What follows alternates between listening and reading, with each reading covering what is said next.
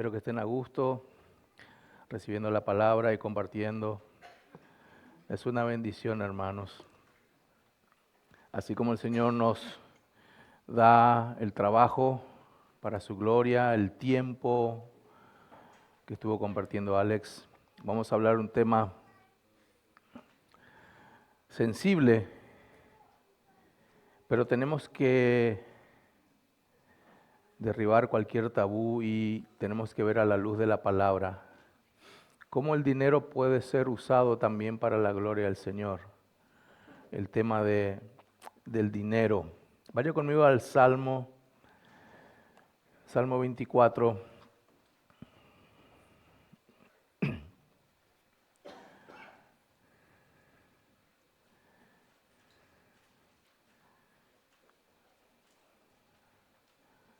Salmo 24:1. Téngalo ahí, vamos a orar y después vamos a ver lo que dice ahí. Amén. Padre, gracias te damos, Señor. Gracias una vez más, Señor, por este tiempo, este privilegio. Cuán gozoso estamos, Señor, de estar los hermanos juntos en armonía, recibiendo tu palabra, Señor. Que una vez más puedas hablar a nuestros corazones, Señor, porque es tu palabra la que hace eso, Señor. Habla a los corazones, convierte el alma, santifica, salva, edifica, exhorta, anima. Eso hace tu palabra, Señor.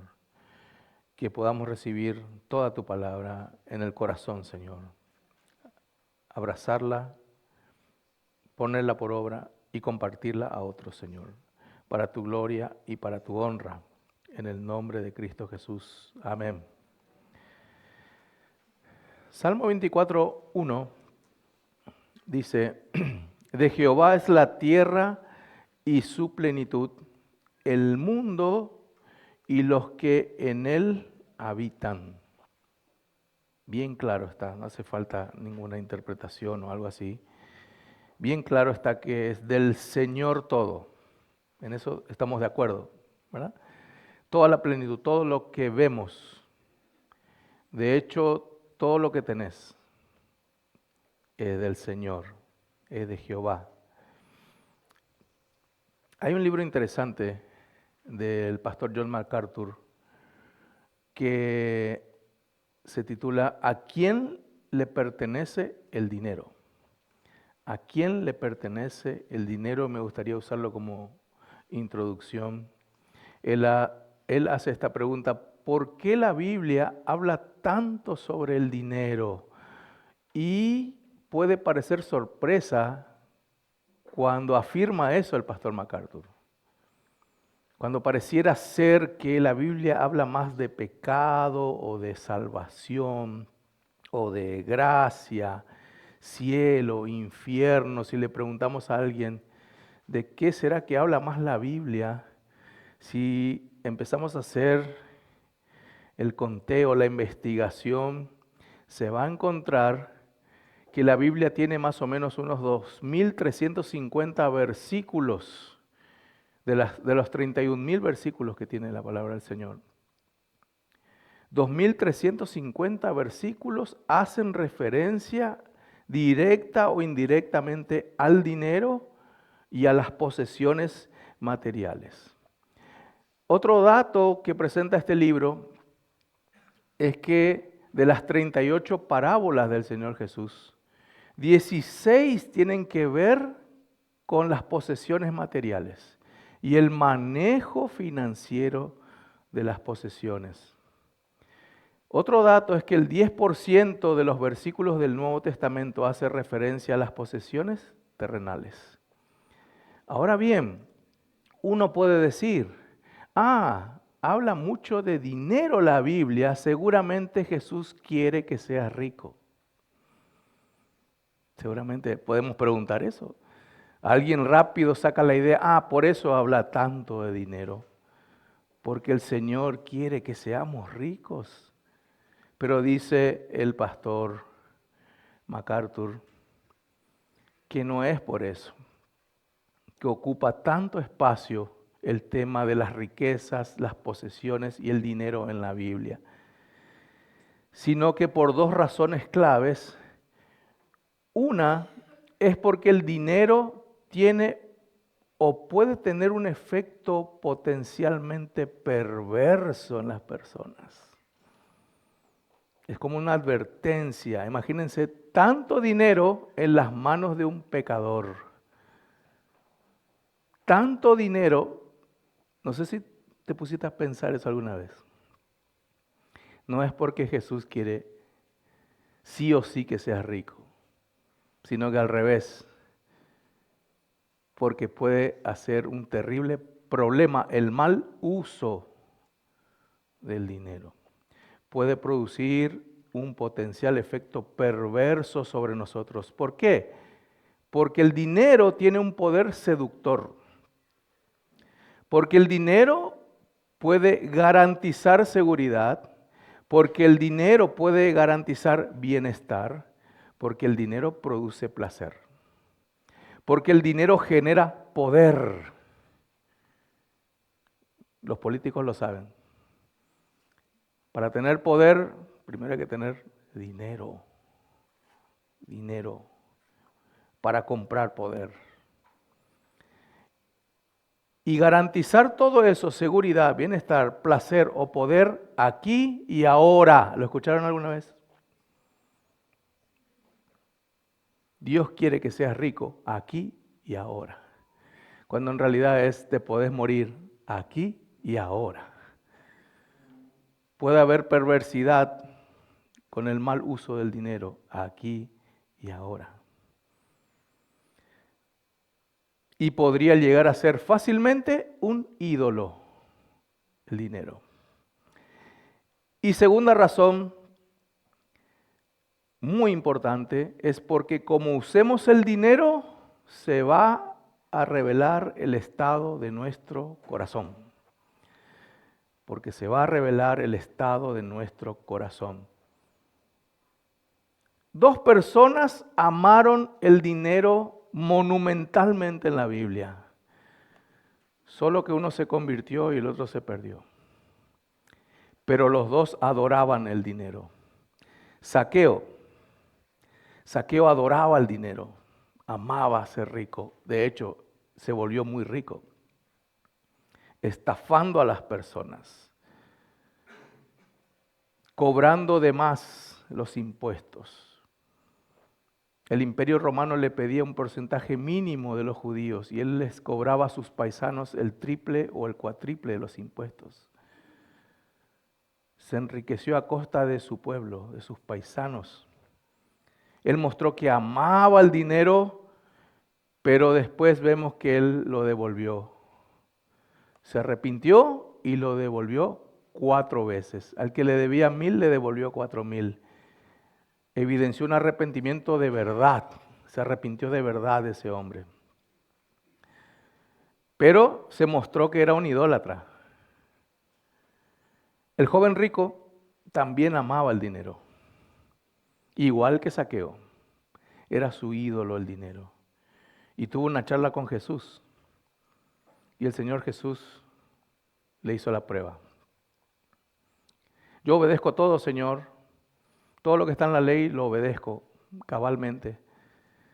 Bueno, te falta solo una cosa, una prueba del corazón. Andá y vende todo lo que tenés y dáselo a los pobres. Que ni siquiera está contemplado en la ley eso. Él conocía la ley y cayó en la trampa del Señor. Andá, vende todo y dale a los pobres todo. Y dice la Biblia que él se dio la vuelta y se fue triste porque amaba las posesiones. Él prefirió no arrepentirse. Entonces, siguió siendo para el joven rico el dinero un gran ídolo de su corazón. Entonces, hermanos, el problema no es el dinero. El problema es el corazón. Fíjense lo que dice Salmo 24. No puede ser malo las riquezas ni el dinero, porque dice el Salmo 24:1, de Jehová es la tierra y su plenitud. Es de Él, proviene de Él. Y Él quiere dar las riquezas para que las personas las sepan usar. Vamos a ver los propósitos de la riqueza, del dinero, y para su gloria, y para su honra. También dice en Eclesiastés 5:19 como regalo, asimismo a todo hombre a quien Dios da riquezas y bienes, le da también facultad para que coma de ella y tome su parte y goce de su trabajo. Esto es don de Dios, riquezas y bienes. Es un don de Dios. Entonces, primer principio, hermanos, es confiar en el Señor, porque todo es de Él. Lo leímos en Salmo 24:1. Debemos confiar en el Señor, hermanos, ¿por qué? Porque Él es nuestro proveedor. De Jehová es, de Él viene, de Él es. Entonces debemos confiar que Él va a proveer lo que necesitamos. Tenemos que confiar que Él es la fuente de todo bien. Entonces ahí la pregunta, otra vez para muchas religiones, especialmente la romana, ser rico es ser pecador. Y ser pobre es estar más cerca del cielo, y a veces hasta los creyentes creen en eso. Cuando vemos aquí que de Jehová es todo lo que hay, y Él la da a quien quiere y como quiere, pero con propósitos, con propósitos. Se puede preguntar entonces, ¿es pecado ser rico? Hermanos, no encontramos en la Biblia,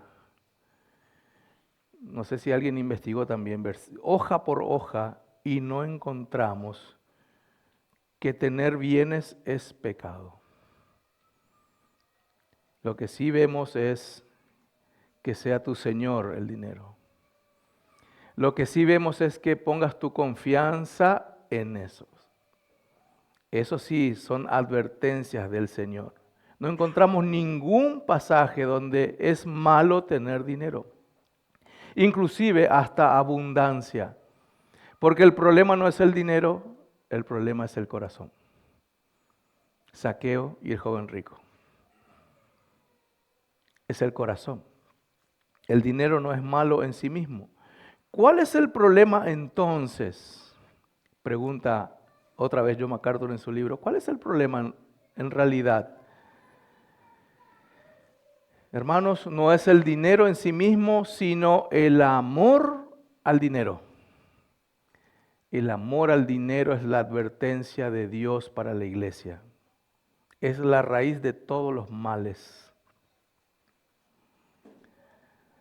Hay una paradoja también con el tema de riqueza, pobreza y dinero. ¿Cuál es la paradoja? Que un pobre también puede amar el dinero y no tenerlo nunca. Y un rico no puede amar el dinero también. Puede pasar esa paradoja. Un pobre avaro y un rico generoso, o al revés. Porque el problema no es el dinero, el problema es el corazón. El economista cristiano Larry Burkett dijo, el problema no está en la cantidad de posesiones materiales que se tienen. No es el problema la cantidad, sino la disposición del corazón hacia las riquezas. Hacia las riquezas. J.C. Riley dijo, el dinero en realidad es una de las posesiones menos satisfactorias. ¿Qué más dice este autor sobre el dinero? Indudablemente el dinero quita algunas ansiedades, pero introduce muchas ansiedades también. ¿Qué más dice del dinero? Hay aflicción en la búsqueda de dinero, hay ansiedad en su conservación, hay tentaciones en su utilización, hay culpa en su abuso y hay dolor en la pérdida. Cuando se pierde dinero. Las 2/3 partes de todos los problemas del mundo surgen de una sola cosa, y es el dinero. Los hombres crean problemas por las cosas materiales, las riquezas que es de Jehová. Las personas piensan que son suyas. Ese es otro gran problema, que les pertenecen. Los creyentes deben saber que nada nos pertenece. Sin nada hemos venido.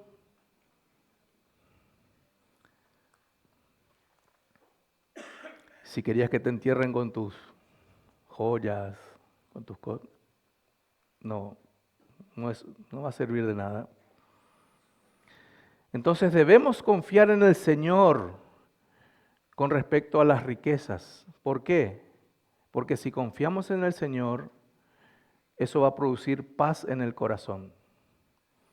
Ahora, hermanos, confianza no es lo mismo que ser pasivo o pasividad.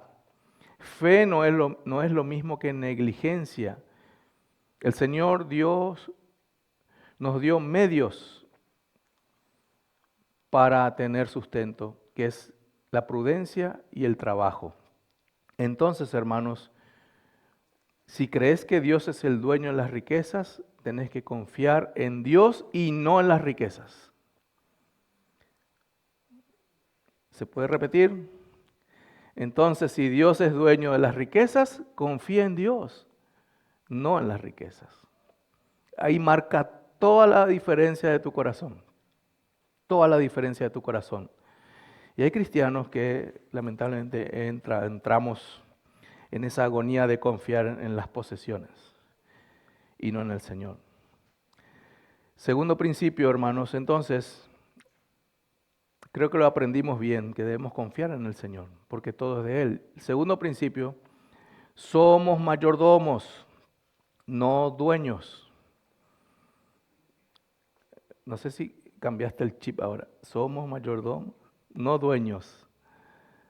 Para los que pensaban que eran dueños de lo que tienen.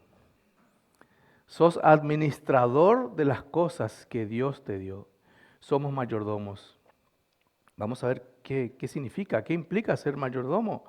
Bíblicamente hablando, no somos dueños de nada. Un mayordomo es alguien que administra o supervisa propiedades, dinero. Incluso un mayordomo puede cuidar los hijos de su amo cuando viajan. El concepto de mayordomía de la Biblia. Cuida de la casa, cuida de los bienes y cuida de la familia mientras el amo se va. Va a rendir cuenta de todo eso. Pero no le pertenece. No le pertenece.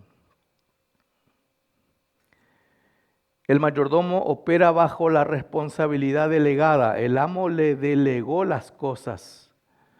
Somos administradores de la creación de Dios y es por eso que daremos cuenta. En eso consiste la mayordomía. Dios no quiere que seas dueño de tus cosas, sino que seamos mayordomos. Eso también lo cambia todo. El concepto de dinero va a cambiar, o está cambiando en tu corazón, y ojalá que esté cambiando el concepto de las riquezas. ¿Qué implica, hermanos, ser mayordomos? Número 1, confiar en la provisión del Señor. El Señor dijo, no se angustie diciendo, ¿qué comeremos, qué beberemos, qué vestiremos? Porque vuestro Padre Celestial se ocupa de estas cosas. ¿Quién se ocupa de darte las cosas? ¿El dinero o Dios?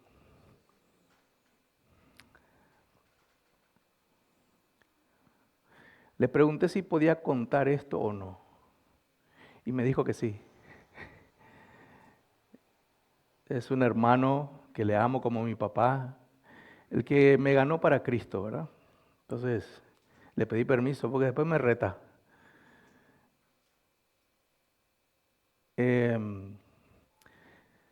Cuando era soltero, a long time, hace mucho tiempo, soltero y jovencito y flaco y todo lo que ustedes se imaginen.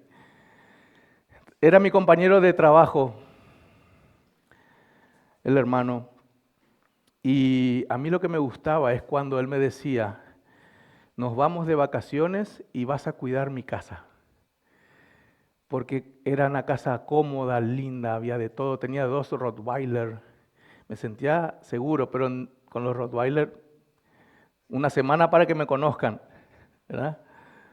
Para que no me muerdan, porque me iba a quedar 15 días en su casa. El manojo de llaves, te vas a quedar, me mostraba todo acá, y él ya veía la cara de aflicción mía, porque yo tenía solo una preocupación: si va a haber algo en la heladera. Tranquilo, me dice, te voy a llenar la heladera. Te dejo ahí el equipo de música, los videos, puedes pasear con el perro acá, hay todas las comodidades. Vení, prende las luces, quédate ahí, dale de comer a los perros, todo. Y abrí la heladera, va a haber de todo. Pero yo sabía que nada de eso es mío. ¿Se entiende? Yo tenía que cuidar. Tenía que rendir cuentas cuando vuelva. Pero como una figura de Dios, como una figura de Padre amoroso, proveyó todo lo que yo necesito para quedarme ahí. No soy dueño, no era dueño de la casa, no era dueño de los bienes, era el mayordomo. Y va a volver, se van 15 días. Imagínense, hermanos, si encuentra y ve toda abierta la casa, los perros escaparon. Robaron, todo desastre. Tenía que cuidar. Proveía todo, pero tenía que cuidar. Segundo, estar contento con lo que uno tiene, eso hace un mayordomo. Está contento con lo que uno tiene. ¿Por qué? Porque si todo es de Dios, Dios no se equivoca. Dios hace los cálculos matemáticos necesarios para tu provisión. Dios le enseña a su mayordomo a vivir contento, en abundancia, en escasez. El Señor le ayuda. Por eso el apóstol Pablo dijo, aprendí de mi Señor a vivir en escasez, en abundancia. Como fuera mi situación lo aprendí. Sé vivir en escasez, sé vivir en abundancia. Y ahí ese versículo mal usado, todo lo puedo en Cristo que me fortalece. Todo lo puedo, ¿qué? Vivir en escasez, vivir en abundancia. He aprendido a contentarme, dijo Pablo. Porque Pablo sabía que no era dueño del evangelio, de la salvación, de la palabra, de las revelaciones. Pablo no era dueño de eso, Pablo era mayordomo. Y tenía que rendir cuenta. Tercero, ¿qué implica ser mayordomo? Que el éxito de los demás no te debe afectar. Hermanos, la prosperidad de otros en el corazón de muchos de nosotros produce envidia. Y es pecado. Es un pecado de la carne, de hecho. ¿Cómo quiero? Y yo con... mira, el vecino viaja, yo otra vez. Yo viajo a la parada de ómnibus.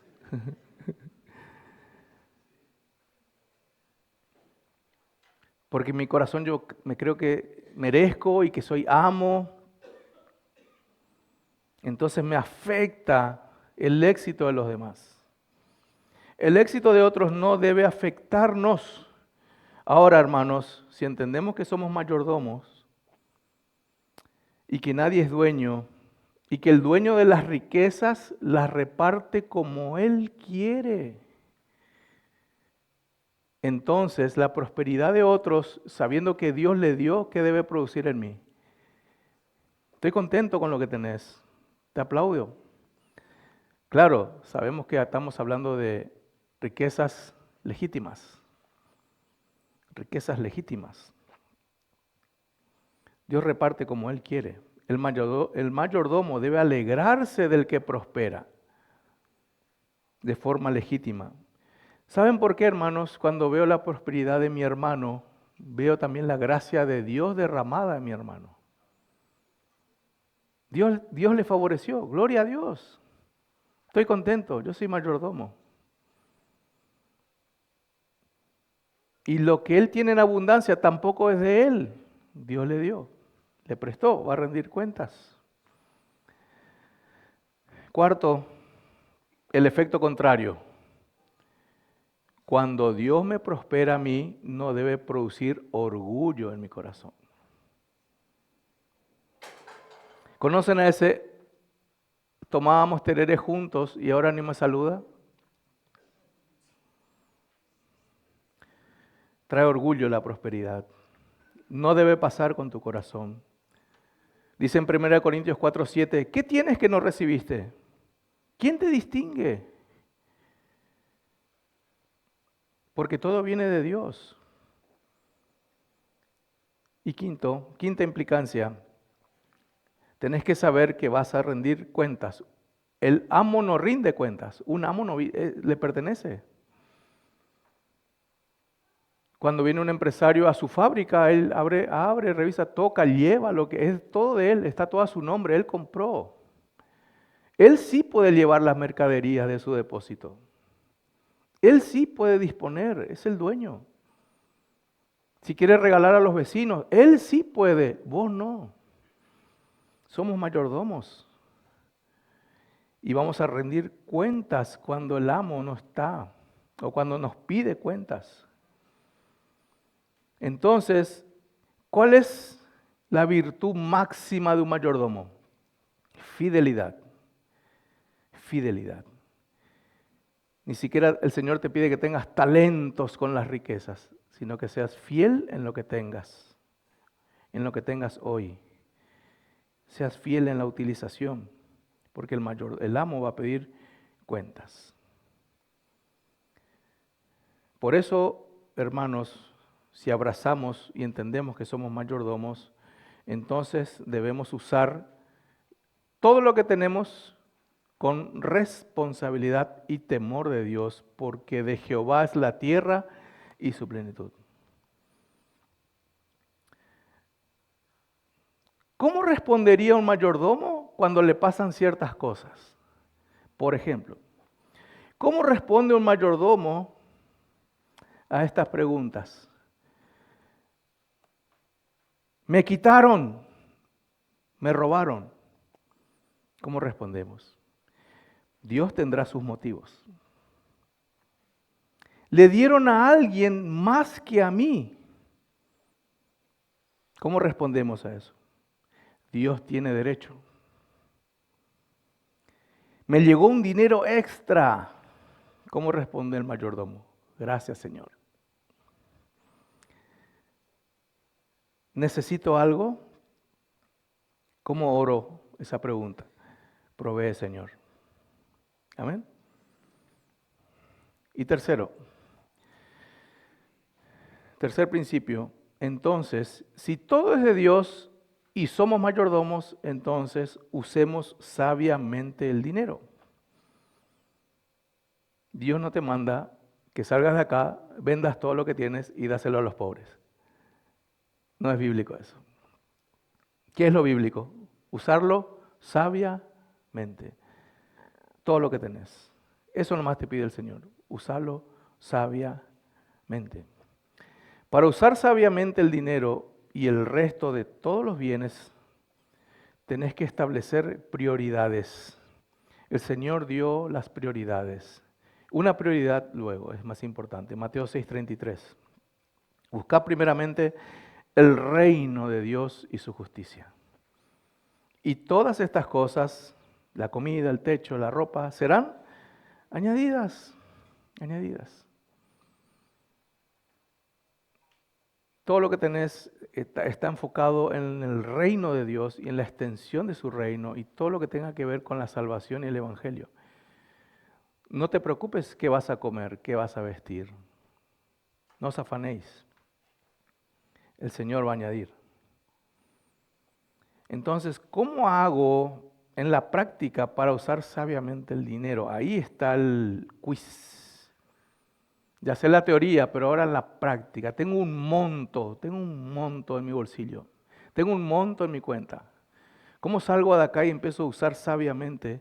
Mucho, poco, mediano, lo que sea, porque Dios no va a observar la cantidad. Dios va a mirar la fidelidad.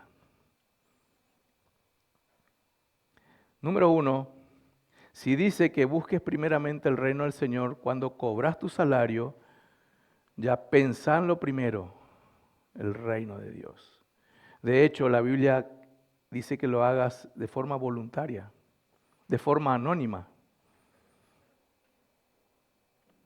No le preguntes a nadie cuánto debo dar al Señor.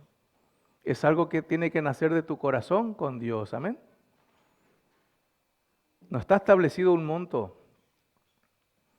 Bajo el antiguo pacto había un monto específico, el 10%, y de hecho que todo el conjunto de diezmos era 23,3%. Pero en el nuevo pacto está un poco más complicado el nuevo pacto. Porque en el antiguo pacto te controlaba el sumo sacerdote. Ahora te controla Dios. Lo que das. De hecho, no lo que das y cuánto, sino cómo lo das. Acompáñenme a 2 Corintios. Acuérdense, hermanos, que ni estamos tocando monto ni nada, hermanos. Estamos tocando corazones. 2 Corintios 9, versículo 7. ¿Qué es lo primero que debo hacer entonces? Apartar, si sos cristiano, apartá para el Señor. Apartá para el Señor. 2 Corintios 9, 7, cada uno dé como propuso en su corazón. No vemos ningún monto en este pasaje.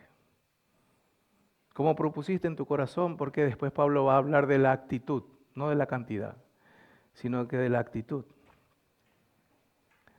Hermanos, ¿por qué tenés que apartar primero la ofrenda? ¿Por qué? Porque te va a hacer bien a vos y eso es un termómetro espiritual.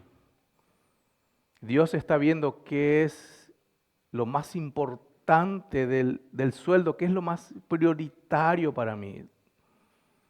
¿En dónde está mi tesoro? ¿Dónde está mi corazón? Entonces, hermanos, apartar la ofrenda en tu habitación en secreto es algo muy espiritual. ¿Se está entendiendo? No es solo cantar, orar, ayunar y leer la Biblia. También este tema es espiritual. No por el monto, sino por el corazón. Ahí Dios, solito, nada, ni Alex, ni yo, ni ningún líder, ni ningún miembro de la iglesia, nadie se va a verificar cuánto apartaste. De hecho, ni siquiera repartimos sobres aquí para que sea totalmente anónima la ofrenda. Ni siquiera pedimos quién y el nombre o alguna pista, porque entendemos que es tu relación con Dios es el tema. Hermanos, apartar la ofrenda es parte del culto al Señor también. Por eso en el culto tenemos un momento de ofrendas. Es parte del culto al Señor. Aquí habla, hermanos, cómo ofrendar. Fíjense 2 Corintios 9, 7. Como propuso en su corazón, esto habla de racional. Uso la inteligencia, uso la mente. ¿Cuánto voy a dar, Señor? El Señor está así. Ni siquiera Él te dice cuánto. A ver, vamos a ver. Vamos a poner a prueba el corazón. El cómo, con inteligencia. Hermanos, la ofrenda no debe ser improvisada en el creyente. Busca última hora. Sino antes del culto en la casa. Es lo más sabio. Consciente. Porque en tu pieza nadie te va a manipular. Nadie te va a manipular. Nadie va a hacer que inclines tu corazón a algo. Vos y Dios. Entonces, es meditada, no improvisada. Para ofrendar hay que meditar, hay que orar. Porque vas a también a adorar al Señor con tu ofrenda. Segundo, en la práctica, ¿qué hago con el resto del sueldo que me sobró, el ingreso? Ya aparté para el Señor. Aparto algo para mi ahorro. Algo. Cada uno también ahorra lo que propuso en su corazón. Pero no me sobra, pastor. 100 guaraníes te sobra. Estoy seguro de eso. Ahorrar no dice el monto tampoco. pero ahorrar es de sabios también. Hermanos, la Biblia habla también de 3 tipos de personas y su relación con el ahorro. Está en la Biblia, está en la Biblia. Fíjense lo que dice Proverbios 21, 17, dice: hombre necesitado será el que ama el deleite, y el que ama el vino y los ungüentos no se enriquecerá. O sea, está derrochando todo, no está apartando para los días malos. Entonces, un economista también hizo como un cuadro comparativo y calificó a este hombre de Proverbios 21, 17 como necio. Es el derrochador. No apartó nada. Ni la moneda más mínima no apartó. Lo utilizó todo. Lo derrochó todo. Después está el ahorrador o sabio. Dice Proverbios 13, 22. El bueno dejará herederos a los hijos de sus hijos, pero la riqueza del pecador está guardada para el justo. Entonces, hay que ahorrar. Poquitito. Nosotros nos hacemos la idea de que hay que ahorrar millones y millones o la mitad de tu sueldo. Es irreal eso. Pero hay que ahorrar un mínimo, porque es bíblico. Después está el que ahorra más de lo necesario. Ese es un problema también. ¿Cuáles son los dos extremos? No ahorrar nada y acumular todo, sin provecho, sin aportar nada para el reino de Dios. A ese se le califica como el idólatra, el amador de dinero. Es el acumulador. Y saben que es un pecado y es una idolatría. Está en Colosenses 3:5. Dice: haced morir pues lo terrenal en vosotros, fornicación, impureza, pasiones desordenadas, malos deseos. Y fíjense lo que quedó para el último. Y avaricia, que es idolatría. Hay un equilibrio, hermanos, con el tema del ahorro. No ahorrar y ahorrar innecesariamente, desmedidamente. El famoso no sabe lo que tiene.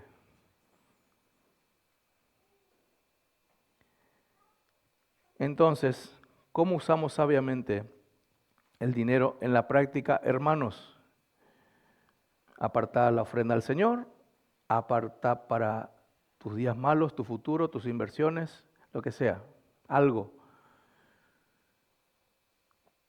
Y tercero, con el resto que quedó, hacer un presupuesto personal o familiar. A nosotros nos cuesta anotar, ¿verdad?